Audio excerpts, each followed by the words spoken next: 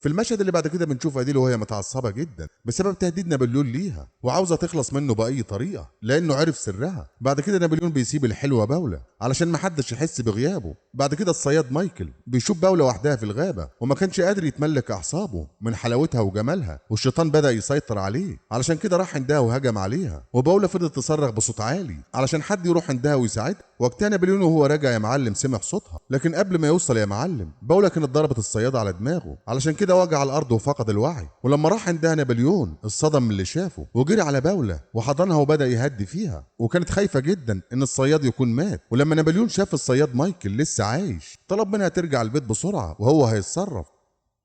في المشهد اللي بعد كده باولا بترجع البيت وكانت بتبكي ومنهارة وما كانتش مصدقة اللي حصل. بعد كده عرفت مامتها بكل حاجة، وبنرجع للصياد مرة تانية ونابليون مش عارف يتصرف معاه ازاي، وحالته يا معلم بتتدهور وخلاص قرب يموت. فجأة مدام أديل بتروح عنده وتعصبت على نابليون وطلبت منه يرجع البيت بسرعة يجيب لها شوية أدوية علشان تعالج الصياد قبل ما حد يعرف باللي حصل. وساعتها بنت اللئيمة أديل بتجيلها فكرة جهنمية علشان تضرب عصفورين بحجر، تخلص من الصياد وكمان تخلص من نابليون اللي بيهدد فيها. ونابليون رجع البيت يجيب أدوية وهو خايف جدا ومرعوب لأن عاوز يساعد الصياد بأي طريقة علشان ينقذ حبيبته باولا.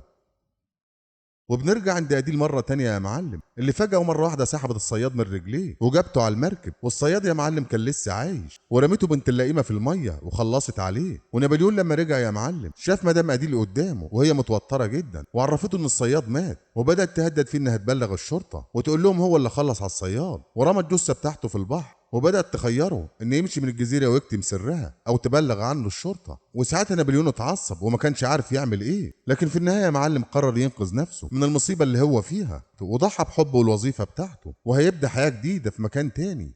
وبكده يا معلم يخلص الفيلم. لو عجبك الملخص يا ريت تدوس لايك وشير، واشوفك على خير.